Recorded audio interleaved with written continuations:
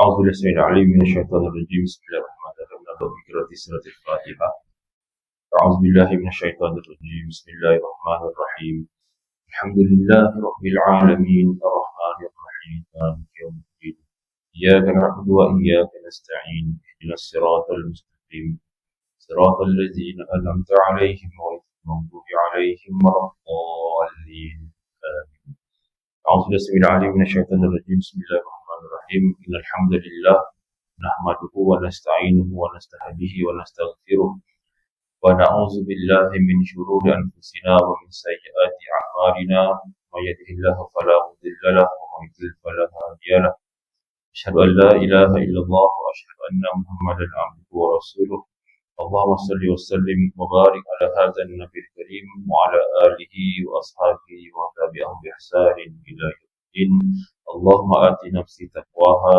وزكها أنت خير من زكاها أنت وليها ومولاها اللهم إنا نسألك علما نافعا ورزقا طيبا وعملا متقبلا أما بعد. Yang saya hormati ahli terkuasa dalam khutbah masjid, para imam, pembina, tentang guru, para asatizah, para pimpinan masyarakat, muslimin dan muslimat, ibu-ibu dan ayah yang saya muliakan, serta para jemaah rahimahullah. Assalamualaikum warahmatullahi wabarakatuh. Alhamdulillah kita mengatur segala syukur kepada Allah berpeluang untuk hadir pada hari ini dan dengan kesempatan untuk mengikuti kuliah Zuhur yang kita rancang untuk tempoh 2 minggu inilah insya-Allah. Segala puji kita panjatkan kepada Allah Ta'ala dengan izin dan rahmat daripada Allah kerana dapat mengikuti tazkirah ringkas pada hari ini dalam rangka untuk kita tawassaw bil haq, tawassaw bis sabr dan juga tawassaw bil marhamah. Iaitu segala puji kita panjatkan kepada Allah dengan izin dan rahmat daripada Allah dapatlah kita mengikuti program kita di mana sesungguhnya semua manusia itu dalam kerugian ila allazina amanu wa amilus solihat, melainkan orang-orang yang beriman dan beramal soleh dan juga orang-orang yang berpesan-pesan dalam kebenaran, berpesan-pesan dalam kesabaran dan juga berpesan-pesan dalam kasih sayang. Kita bersyukur kepada Allah kerana Allah Ta'ala telah memberi kita semua ini untuk terus berada di atas jalan istiqamah dalam memahami tentang agama ini dengan segala nikmat yang telah Dia berikan kepada kita dapat kita memakmurkan diri kita ini dengan amal soleh dan juga dengan amal kebaikan. Salawat dan salam dipanjatkan kepada Rasulullah, Rasul Tarbiyah, Nabi akhir zaman yang paling mulia akhlaknya, Nabi Muhammad sallallahu alaihi wasallam. Untuk semua ini kita masuk dalam kalangan orang-orang yang mendapat syafaat bila di yaumul qiyamah insya-Allah. Jadi insya-Allah pada waktu yang ada ini saya akan cuba nak memanfaatkan masa yang kita ada untuk bicara tentang beberapa perkara berkaitan tentang Ramadan. Jadi alhamdulillah kita sedang melalui fasa pertama Ramadan dan kalau kita tengok jamaah yang datang ke tarawih pun dah makin susut gaya. Macam awal-awal dulu saya di Bukit Beruang, jadi sampai agak lewat, jadi parking tak ada, parking kat luar ke masjid, di luar jalan tu. Tapi sekarang ni dah boleh parking dekat dalam lah. Ini dah semakin susut kelangannya.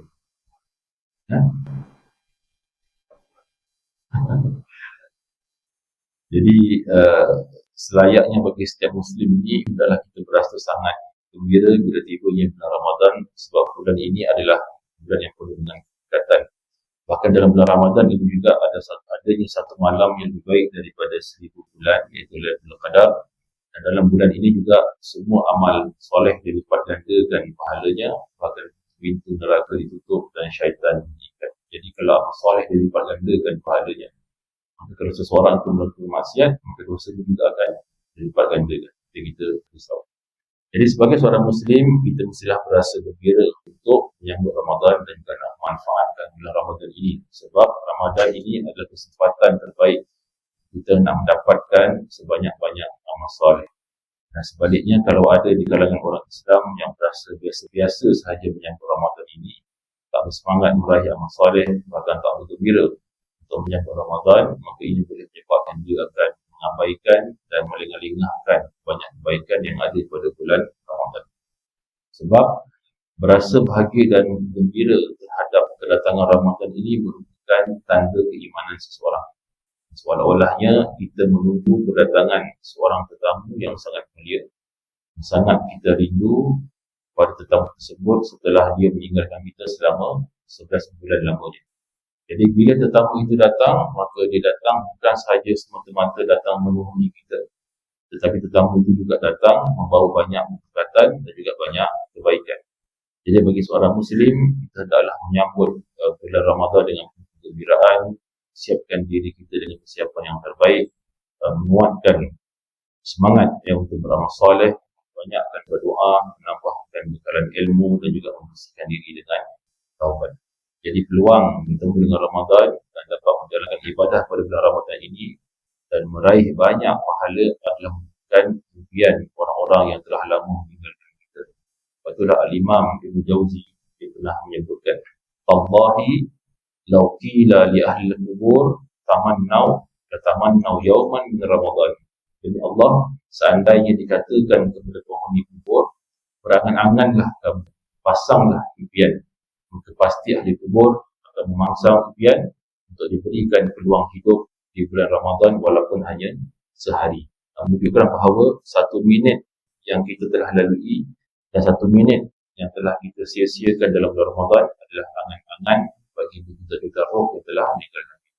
Sebab kalau mereka diberikan peluang untuk hidup pada bulan Ramadan walaupun hanya sehari, maka mereka akan melakukan amal soleh dan juga membanyakkan taubat. Tapi semua perkara tersebut tidak mungkin akan terjadi kerana semuanya terlambat dan mereka telah berada di alam akhirat. Maka inilah kesempatan yang Tuhan berikan kepada kita. Maka janganlah kita sia-siakan peluang terbaik pada bulan Ramadan dan gunakanlah kesempatan yang ada ini untuk meraih sebaik mungkin amal soleh yang kita lakukan. Kerana boleh jadi ini adalah Ramadan yang terakhir untuk kita. Para jemaah sekalian, apabila tiba bulan Ramadan, kita akan lihat setiap orang ini mereka akan menyikapi bulan Ramadan itu dengan perasaan yang berbeza-beza. Okay. Secara umumnya, semua orang sangat gembira dengan Ramadan ini. Bahkan bila dah nak masuk Ramadan, kita akan dapat lihat ramai orang akan terima mesej dan WhatsApp, selamat menyambut Ramadan, Ramadan Mubarak, Ramadan Karim. Semua orang gembira menyambut Ramadan. Tetapi setiap orang ada perasaan yang berbeza-beza bila menyambut Ramadan. Setiap orang ada gelagat yang berbeza bila menyambut Ramadan.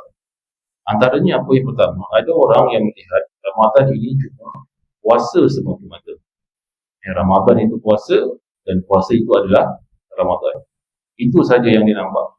Dia tak nampak perkara lain melainkan puasa sahaja. Maka ibadah lain dia akan abaikan. Jadi bila seseorang itu hanya melihat Ramadan itu cuma puasa sahaja, maka apa yang dia fokuskan hanyalah makan dan puasa sahaja. Maka dia akan bersungguh-sungguh untuk makan. Sebab itulah nanti masa bulan puasa, sekarang ni tengok, kalau orang itu dia jenis orang yang jarang puasa sunat, kita boleh bezakan dia dengan orang yang rajin puasa sunat. Boleh bezakan. Orang yang biasa puasa sunat dengan orang yang tak biasa puasa sunat, beza dia kat mana? Beza di masa sahur nanti. Masa sahur nanti. Orang yang biasa puasa, dia sahur ni dia simple aja. Ada air, kurma, 2-3 biji tu dah kira okey. Tapi bagi orang yang jarang puasa dia punya panik tu luar biasa. Dia akan sahur bersungguh-sungguh dan dia tak akan miss untuk sahur. Kalau dia termiss sahur, dia akan sedih sangat-sangat. Sanggup kunci jam, kunci alarm, handphone supaya dapat bangun. Padahal biasanya susah nak bangun subuh. Sangat susah nak bangun subuh. Tapi disebabkan takut tergulung bulan puasa, maka dia pun bangun untuk makan. Jadi, apa yang dia makan, makanan dia tu bukan makanan yang biasa-biasa, siap dengan vitamin sekali. Minum kopi lah, minum rokat ali lah, susu lah, coklat lah, minum tonik lah, macam-macam. Dia takut dia akan kelaparan masa bulan puasa. Dan kita tengok orang ni makin nak pergi ke laut ini. Banyak sangat bekalan yang dia siapkan. Sebabnya apa? Dia khawatir kalau dia kelaparan masa bulan puasa. Orang isap rokok pula dengan cara dia. Berbatang-batang isap rokok. Daripada 5 pagi sampai 5:30. Takut tak sempat. Tak sempat nak isap. Sebab bagi dia Ramadan adalah puasa, tak makan dan tak minum. Okay. Itu yang pertama. Ada juga orang yang melihat Ramadan ini dari sudut makanan, yang mana Ramadan ini adalah bulan yang sangat membahagiakan diri dia. Sebab macam-macam makanan yang jual pada bulan Ramadan. Sedangkan bulan-bulan lain tu, makanan tu pun ada juga. Tapi nikmat sedap tu, kalau nak beli, kena beli masa bulan Ramadan. Contohnya apa? Nasi Arab. Nasi Arab dia jual juga bulan biasa. Tapi tak syok. Dia kena beli masa bila? Ramadan juga. Baru dapat rasa nikmat sedap membeli tu. Padahal orang yang membeli tu, dia ada satu nikmat yang boleh dirasa bila dia makan nasi Arab pada bulan puasa itu. Bahkan yang menarik juga, yang pernah saya sebutkan banyak kali, dalam bulan Ramadan ni biasanya bazar Ramadan ni dia akan jual lah kuih-kuih yang dah dijual pada bulan lain. Kan kuih-kuih yang dah masuk museum, yang orang tak masak dah, tiba-tiba masa bulan Ramadan keluar balik. Dan berkemungkinan orang-orang yang tukang buat kuih tu dia rajin masa bulan puasa je. Bulan lain dia tak buat kuih tu. Dan itu yang berlaku juga. Sama juga dengan murtabak kan. Bulan lain ada jual murtabak tak? Ada, bulan lain ada juga. Tapi murtabak bulan lain tak syok. Nak sedap makan masa bila? Bulan Ramadan. Kalau kat bazar tu selang satu gerai mesti ada jual murtabak. Sebab itulah disebabkan banyak sangat murtabak yang dijual. Kalau salah hija, tak jadilah Ramadan Al-Mubarak, jadilah Ramadan Al-Murtabak. Sebab apa? Banyaknya murtabak yang dijual. Itu kita penting. Sama juga macam kurma. Kurma bulan biasa ada juga. Tapi nikmat makan kurma tu masa bulan Ramadan saja. Bulan lain pun kita makan kurma juga. Masa sunnah pun kita makan. Tapi syok nak makan tu pada bulan Ramadan. Jadi bagi setengah orang, mereka seronok dengan Ramadan ini sebab Ramadan ini adalah festival makanan yang sangat banyak. Bahkan orang-orang bukan Islam juga disuka pada bulan Ramadan ini sebab setiap hari dia boleh pergi beli makanan dan macam-macam. Ada dua orang pun tukang gembira juga. Okay. Kemudian ada juga orang yang beranggapan bahawa Ramadan ini bulan untuk dibaca Al-Quran. Dia anggap bulan ni saja dia peluang untuk baca.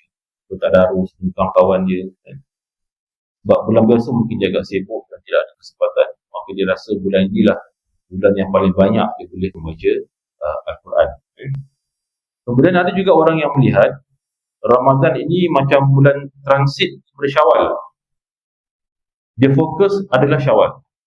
Ramadan ni buat syarat saja sebab tujuan utama dia adalah Syawal. Jadi segala program yang dirancang pada bulan Ramadan adalah untuk sediaan hari raya. Hari raya. Dia dah sibuk dah tentukan baju raya.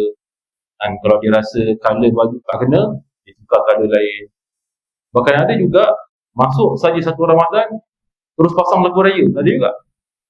Dengar lagu raya terus. Siap tukar ringtone lagi. Sebab segala persediaan itu adalah untuk Syawal. Dan banyaklah lagi anggapan-anggapan orang-orang yang ni dengan berbeza-beza anggapan mereka tentang Ramadan. Jadi tak kira siapa pun kita, Ramadan adalah anugerah bagi setiap diri kita. Walaupun setiap orang itu dia melihat Ramadan itu berbeza-beza, tetapi setiap orang rasa bahagia dengan menyambut Ramadan secara masing-masing. Tapi ada juga orang yang tak bahagia dengan Ramadan. Golongan macam ini macam golongan yang kita kata apa tu, mereka tak ramai lah, tapi mereka adalah mereka spesies yang terancam pun yang menyebabkan mereka terasa seronok dengan Ramadan. Bahkan geng-geng plastik hitam tu yang makan curi-curi bulan puasa tu kan, diorang pun rasa bahagia juga dengan cara dia. Punya seronok makan curi-curi ni bulan Ramadan, diorang rasa macam juga. Kita tak nak bincang lah salah ke betul tu, tapi nak beritahu semua gembira dengan kedatangan Ramadan. Sebab itulah Ramadan ini datang disambut seperti raja, sangat dihormati dan sangat istimewa. Bahkan orang-orang soleh sebelum kita, mana yang selalu para penceramah sebutkan, orang-orang soleh sebelum kita, mereka berdoa 6 bulan sebelum datangnya Ramadan. Mereka berdoa setengah tahun kepada Allah supaya dipertemukan dengan Ramadan. Bayangkan betapa istimewanya Ramadan ini. Cuma beza mereka dengan kita adalah bila kita dapat berdoa lama, satu hari contohnya, mungkin kita dah rasa hebat sangat. Kita dah rasa terlalu lama dah kita berdoa dan terlalu banyak yang kita dah berdoa. Tapi orang-orang yang soleh sebelum kita, mereka berdoa selama setengah tahun untuk dipertemukan dengan Ramadan. Kenapa mereka lama berdoa? Sebab mereka nakkan taufik, nakkan hidayah daripada Allah, supaya Allah berikan mereka peluang untuk mendapatkan kemuliaan Ramadan. Dan perkara ini hanyalah dikhususkan kepada orang-orang yang istimewa dan orang-orang yang terpilih saja. Jadi para sahabat, para soleh sebelum kita, mereka mesti berdoa kerana mereka nak terpilih sebagai salah seorang daripada orang yang mendapat keberkatan Ramadan. Dan saya yakin ramai antara kita yang masih lagi tidak dapat merancang apa yang kita nak lakukan pada bulan Ramadan. Bahkan mungkin apa yang kita risaukan pada bulan Ramadan ini, kita rasa harga barang naik mungkin, atau kita nak makan apa masa buka puasa nanti. Pindah kerisauan yang kita fikirkan semasa bulan Ramadan. Tapi golongan salaf sebelum kita, golongan yang soleh sebelum kita, mereka berdoa 6 bulan lebih awal supaya mereka dapat ditemukan dengan Ramadan. Bermula daripada bulan Rabiul Awal sehinggalah bulan Sya'ban, mereka berdoa supaya ditemukan dengan Ramadan. Dan selepas berakhirnya Ramadan, maka golongan salaf ini mereka akan berdoa kepada Allah untuk 6 bulan berikutnya, bermula daripada Syawal, supaya ibadah mereka di sepanjang Ramadan diterima oleh Allah. Maka inilah keistimewaan golongan salaf sebelum kita. Jadi untuk bertemu dengan Ramadan pun mereka berdoa dengan kebaikan, dan setelah selesai bertemu dengan Ramadan, mereka tetap berdoa kepada Allah supaya dia terima semua amal ibadah yang mereka lakukan pada bulan Ramadan. Jadi amalan yang sangat luar biasa, mereka sambut Ramadan ini seperti raja. Tapi malangnya bagi kita, amalan ini kita tidak ikut. Sebab kita sendiri dengan kelemahan diri kita tak dapat merasai kemuliaan Ramadan. Maka inilah kelebihan orang-orang yang soleh sebelum itu. Sebab itulah bila kita masuk Ramadan ini, kita selalu didedahkan dengan kemuliaan Ramadan. Paling kurang antara kemuliaan yang selalu kita dengar adalah Ramadan ini adalah bulan diturunkan Al-Quran. Cukup dengan satu kemuliaannya sahaja, maka telah cukup untuk menggambarkan kemuliaan Ramadan. Betul Allah sebut syahrul Ramadan allazi unzila fihi al-Quran hudan lin-nas wa bayyinatin minal huda wal furqan. Bulan Ramadan, bulan yang diturunkan Al-Quran sebagai hidayah untuk manusia dan menjelas kepada hidayah tersebut dan pembeza antara yang hak dan yang batil. Maka sebahagian ulama menjelaskan dalam ayat ini terdapat isyarat bahawa pertama sekali dipilih bulan Ramadan untuk kita tunaikan puasa yang wajib disebabkan pada bulan Ramadan adalah bulan diturunkan Al-Quran. Maka inilah keistimewaan Ramadan. Makanya tidak orang yang beriman sama ada imannya kuat atau imannya lemah, dia mesti mempersiapkan diri dia untuk mendapatkan kemuliaan Ramadan. Yang paling tidak, mestilah dia berdoa kepada Allah supaya diberikan peluang untuk bertemukan sekali lagi dengan Ramadan dan juga diberikan hidayah dan taufik untuk mendapatkan keutamaan Ramadan. Bahkan para ulama juga kalau kita lihat, mereka telah mengkhususkan amal ibadah mereka untuk dilaksanakan pada bulan Ramadan. Jadi Imam Malik contohnya, ataupun Sufyan Ats-Tsauri, mereka juga telah meninggalkan kuliah pembagian hadis mereka untuk memfokuskan kepada belajar dan mengulang kaji Al-Quran. Malaikat Jibril AS datang kepada Nabi setiap malam untuk mengulang kaji pelajaran Al-Quran. Bayangkan Nabi yang mulia itu juga menjadikan Quran sebagai bulan, menjadikan Ramadan sebagai bulan untuk murajaah, untuk mengulang kaji pelajaran Al-Quran. Maka kita lagi tak boleh untuk melakukan ulang kaji terhadap Al-Quran. Inilah yang dilakukan oleh orang soleh sebelum kita dalam menyambut Ramadan, dan kedatangan Ramadan ini merupakan khabar gembira bagi orang yang beriman bila mereka mengetahui pada bulan inilah peluang untuk mereka memperbaiki diri mereka. Baik tuan-tuan dan puan, ibu-ibu dan ayah yang saya muliakan, di dalam kesempatan dalam kuliah Zuhur pada hari ini, saya nak kongsikan dengan para jemaah sekalian tentang 4 perkara penting tentang puasa Ramadan. Okay, dan insyaAllah dalam minggu-minggu dengan bulan depan ni kita akan habiskanlah tentang ada 4 perkara penting berkaitan tentang Ramadan. Pertama sekali berkaitan tentang sejarah puasa. Okay, kita dah bincang dah banyak kali, saya ulang semula. Yang kedua adalah hukum hakam berkaitan dengan puasa. Hukum hakam ni kita tidaklah detailkan semua hukum, tapi apa yang berkait dengan perintah daripada Allah. Yang ketiga kita akan bincangkan tentang nilai dan juga roh puasa. Dan yang keempat, kita tengok pada kesan daripada ibadah puasa. Jadi ada 4 perkara penting yang dibahaskan oleh para ulama berkaitan tentang puasa Ramadan. Baik. Perkara pertama yang kita nak bincangkan adalah tentang sejarah puasa. Jadi saya pernah sebutkan dalam kuliah kita pada setiap hari Isnin. Ini sekadar pengulangan bagi sahabat-sahabat kita yang tidak hadir. Baik, jadi ibadah puasa ini dia sangat terikat dengan sejarah.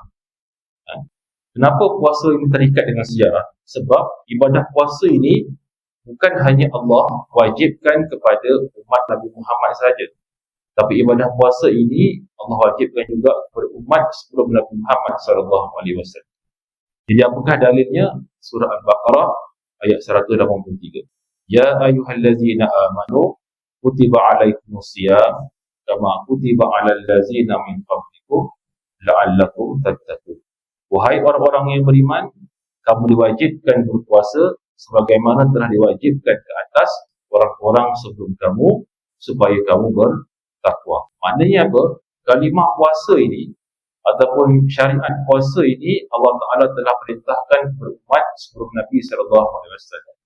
Jadi ahli tafsir menyebutkan, kenapa Allah kena sebut kama kutiba alal ladzina min qablikum, diwajibkan ke atas orang-orang sebelum kamu, sebab ini adalah supaya umat Islam, iaitu umat Nabi Muhammad SAW, menjadikan umat-umat Islam terdahulu itu sebagai ikrar, dan juga supaya kita tak terasa berat untuk melakukan ibadah puasa, sebab perintah puasa ini telah ada sejak zaman dahulu lagi.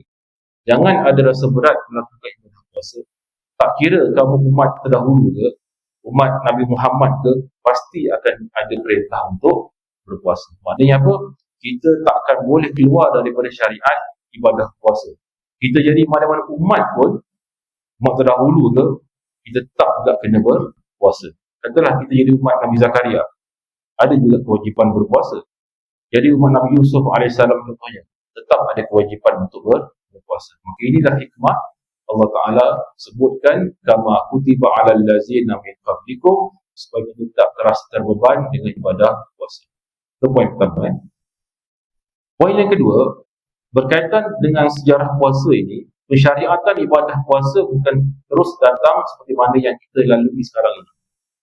Ada banyak peringkat yang telah dilalui oleh para sahabat sebelum ibadah puasa yang kita lakukan pada hari ini. Dan saya pernah sebutkan tentang tahapan ini, yang mana puasa Ramadan yang kita lakukan pada hari ini tak sama dengan tahap awal pelaksanaan puasa yang dilakukan oleh Nabi SAW. Jadi Allah Ta'ala telah mewajibkan Ramadan kepada para sahabat ketika di Madinah itu melalui 3 peringkat. Peringkat yang pertama, diwajibkan puasa Ashura, iaitu pada 10 Muharram. Asalnya puasa Ashura itu adalah wajib. Orang Yahudi berpuasa pada hari Ashura, dan orang musyrikin Mekah juga mereka berpuasa pada hari Ashura. Kenapa diwajibkan puasa hari Ashura pada peringkat awal? Sebagai galakan untuk kita memuliakan hari tersebut sebagai tanda syukur kepada Allah kerana Allah telah menyelamatkan Nabi Musa AS dan juga Bani Israel serta menenggelamkan Fir'aun dan juga pengikutnya. Oleh sebab itu, Nabi Musa berpuasa pada hari tersebut sebagai tanda syukur kepada Allah, dan itu juga orang-orang Yahudi mereka juga berpuasa. Jadi kita sebagai umat Nabi Muhammad SAW lebih berhak untuk mengikuti Nabi Musa, iaitu berpuasa pada hari Ashura berbanding orang-orang kafir Yahudi, orang Yahudi. Baik. Peringkat yang kedua adalah kefarduan puasa Ramadan. Selepas diwajibkan puasa Ashura, maka diwajibkan pula puasa Ramadan. Apakah dalilnya? Faman syahida minkum syahra falyasum. Maka sesiapa yang menyaksikan bulan itu, iaitu bulan Ramadan, maka hendaklah dia berpuasa pada bulan tersebut. Cuma pada waktu itu peraturan puasanya adalah had ataupun batas akhir untuk makan dan berhubungan dengan isteri dan suami itu adalah selepas Isyak ataupun sebelum tidur. Kalau dah selesai Isyak dan tidur, maka tidak boleh makan lagi. Maksudnya apa? Puasa itu dimulakan selepas solat Isyak. Boleh makan dan minum mula maghrib sampai Isyak saja. Selepas saja Isyak mereka mula berpuasa dan tidak ada sahur. Tidak ada sahur. Dan waktu Isyak pada waktu itu juga tak dapat dipastikan berapa jam lah dia punya perbezaan tu. Macam kita sekarang lebih kurang dalam 1 jam 2 minit, 10 minit yang maghrib dengan Isyak kan, dia punya perbezaan tu. Jadi tak dijelaskan dalam hadis. Yang penting masih lagi pada awal malam dan tidak ada waktu sahur. Sehingga kan bila ada seseorang yang telah berbuka puasa pada waktu maghrib, kemudian dia tertidur sebelum Isyak dan terbangun di tengah malam, maka dia tidak boleh lagi makan sehingga maghrib pada keesokan harinya. Iaitu waktu berbuka esok tu barulah dia boleh makan. Dia kena berpuasa. Bayangkan ya, malam kena puasa, siang pun kena puasa. Maka inilah kefarduan puasa Ramadan pada peringkat awal. Jadi puasa Ramadan yang dipadukan pada 2 Syaban tahun kedua Hijrah, beginilah cara pelaksanaan. Jadi peringkat kedua ini adalah amalan yang sangat berat bagi sahabat. Sehinggalah berlaku 2 peristiwa. Dua peristiwa. Peristiwa yang pertama iaitu kisah Umar bin Al-Khattab radhiyallahu anhu. Dia nak berhubungan dengan isteri dia. Jadi kisah Sayyidina Umar radhiyallahu anhu ini, dia berumur telah sampai ke rumah pada waktu malam. Maka dia ingin bersama dengan isteri. Tapi bila sampai di rumah, isteri Umar telah tidur dan ini telah menyusahkan Umar. Maka Umar telah membawa perkara tersebut kepada Nabi SAW. Bahkan ada juga para sahabat yang menyuarakan perkara yang sama. Maka Umar pun menjadi jurucakap mereka untuk menyampaikan apa yang mereka hasratkan. Itu peristiwa yang pertama. Peristiwa yang kedua, seorang sahabat Nabi bernama Qais bin Sirmah Al-Ansari, sahabat Nabi orang Madinah. Dia bekerja berat di siang hari Ramadan dan dia juga berpuasa. Bila balik ke rumah dalam keadaan letih untuk berbuka, dia mendapati tidak ada makanan di rumah. Maka isterinya pun cubalah ikhtiar untuk mencari makanan untuk Qais dapat berbuka puasa. Walakin atlubuhu, dia kata aku akan cuba cari makanan untuk kamu. Dan ini tidak pelik. Keadaan sahabat Nabi adalah kebanyakannya orang-orang miskin. Untuk buka puasa pun tidak ada makanan. Bahkan sikap paling mulia yang ada pada diri sahabat ni adalah bila saja isteri kata tidak ada makanan, maka sahabat tidak marah-marah. Sikap yang luar biasa yang ada dalam diri para sahabat. Akhlak mereka dengan isteri sangat luar biasa. Tak ada makanan tak apa, tapi isteri dia kata saya akan cuba cari makanan untuk kamu. Jadi ketika isteri keluar mencari makanan, sementara menunggu maghrib, maka ghalabathu ainahu, Qais terlampau letih dan sangat mengantuk disebabkan kerja seharian dalam keadaan berpuasa, maka akhirnya dia pun tertidur. Dan kita tahu aturan puasa, kalau dah masuk Isyak ataupun telah tidur, maka tak boleh makan, tak boleh minum dan tak boleh berhubungan dengan isteri. Maka akhirnya isteri Qais bin Sirmah sampai ke rumah dan membawa makanan. Ternyata dia nampak Qais dalam keadaan sedang tidur. Dan kemudian Qais pun terbangun, terkejut. Dia kata apa? Aku tertidur. Maka isteri pun berkata kepada dia, lam tanam, kau tak tidur. Maknanya apa? Isteri sangat bersimpati dengan suaminya. Dia kata, kau mungkin tak tertidur, kau mungkin apa dalam 90% mengantuk, sedang menunggu aku datang. Makanlah wahai suamiku makanan terhadap. Tapi Qais menjawab, tidak, aku tidak akan makan. Aku telah tertidur. Kenapa sahabat tak nak makan? Sebab Qais sangat takut kepada Allah. Dia tahu yang dia telah tertidur, maka akhirnya Qais pun tidak makan. Maka dia telah terus berpuasa 24 jam dan pada keesokan harinya dia berpuasa dan bekerja berat lagi. Akhirnya dia pengsan. Puncanya apa? Dia tak makan pada malam hari, tidak berbuka puasa, bekerja berat pula pada siang hari dan akhirnya dia pengsan.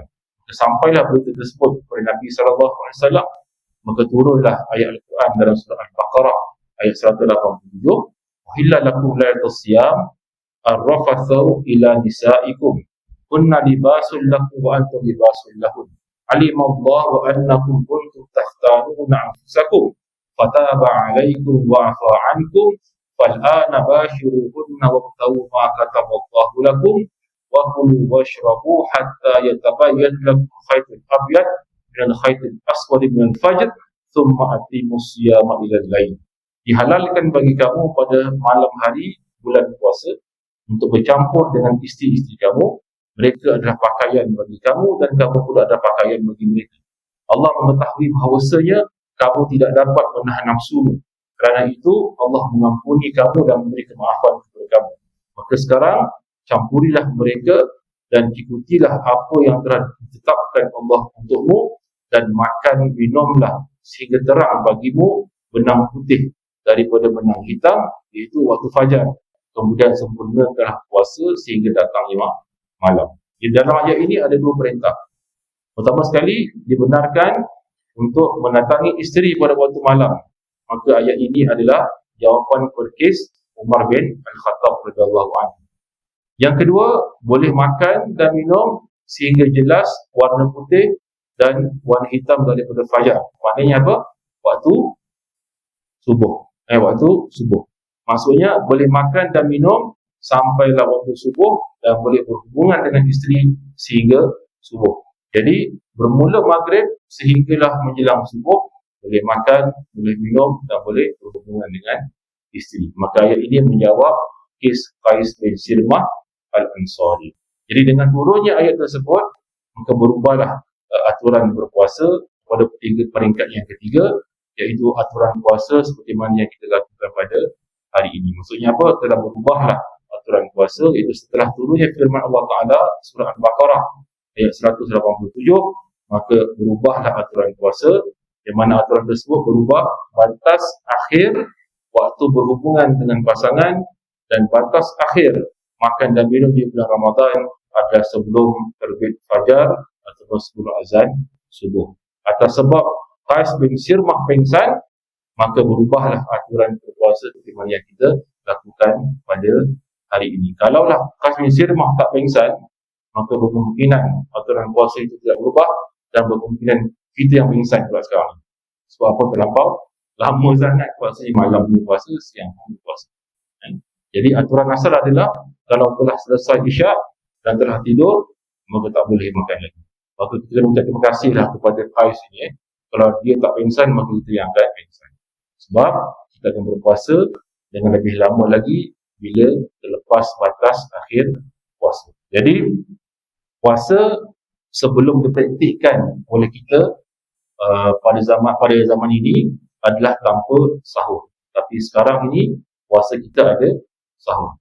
Nabi SAW telah menambah lagi, iaitu dalam riwayat Imam Al-Bukhari, Nabi kata tasahharu fa inna fis sahuri barakah. Bersahurlah kalian kerana pada sahur itu ada keberkatan. Iaitu Nabi telah menyusun agenda puasa bagi memastikan puasa yang kita lakukan ini berjalan dengan lancar. Maka menjelang azan subuh ada perintah melakukan sahur. Dan sahur ini memang dilaksanakan menghampiri azan subuh. Supaya kenapa? Kenapa kita kata buat macam itu? Supaya ada ruang untuk kita nak cukupkan perkataan kita semasa kita menjalani ibadah puasa. Itulah ada orang yang sahur awal sangat. Sebelum malam dah sahur dah. Pukul 9 perut dah berbunyi dah. Dia dah jadi lemas. Dia dah tak selesa. Sebabnya apa? Waktu sahur tak kena pada masanya. Jadi waktu yang terbaik bersahur adalah menghampiri azan subuh. Tapi jangan hampir sangat, kan terlajak pula. Kau kena kawal juga. Sebab kita kan sahur banyak makan kan, ubatnya lagi dan sebagainya, nak isap rokok lagi. So benda ni banyak, susunan tu banyak. Tu yang sahur 1 jam tu, semua benda kita nak kumpulkan. Okay? Jadi waktu terbaik bersahur adalah menghampiri azan subuh. Maka inilah perkara pertama berkaitan tentang puasa dari aspek sejarah. Ada 3 peringkat. Okay, puasa hari Ashura wajib asalnya, dimansuhkan. Kemudian puasa Ramadan berbuka pada waktu maghrib dan mula puasa selepas isyak tanpa sahur. Dan yang ketiga, format ataupun susunan puasa Ramadan diubah seperti mana yang kita lakukan pada hari ini. Maka inilah sebahagian daripada keberkatan Ramadan yang Allah Ta'ala telah berikan kepada Nabi Muhammad SAW. Apakah keberkatan tersebut? Allah jadikan ibadah puasa yang diberikan kepada umat Nabi Muhammad adalah mudah, senang. Malam makan sampai ke siang, siang bermula puasa, fajar bermula puasa. Dan hikmah pensyariatan puasa ini telah menyebabkan pelaksanaan puasa telah ditiru oleh banyak agama. Tak kira agama apa pun kat dunia ni, semuanya ada ibadah puasa. Hindu ada, Buddha ada, Kristian Katolik ada, Kristian Orthodox ada, mereka semua ada puasa. Tapi puasa mereka tu ikut cara masing-masing lah. Tapi kita yakin sumber yang menyebabkan mereka berpuasa datang daripada sumber yang satu. Itu daripada Allah Ta'ala. Sebabnya apa? Semua agama ini adalah agama yang telah menyimpang dan juga menyeleweng sesat daripada agama asal yang Allah Ta'ala telah turunkan kepada nabi-nabi yang terdahulu. Maka inilah perkara pertama dalam aspek sejarah yang kita telah bincangkan. Jadi insyaAllah nanti pada minggu depan kita akan sambung lagi 3 aspek penting lah berkaitan tentang perkara ini ya. Wallahu a'lam. Subhanallah wa bihamdika asyhadu an la ilaha illa anta astaghfiruka wa atubu ilaik. Bismillahirrahmanirrahim. Wa asri anta nafsus bil ladzina amanu wa amilus salihati wa tawaffaqa wa tawaffaqa. Walhamdulillah rabbil alamin. Sekian, wassalamualaikum warahmatullahi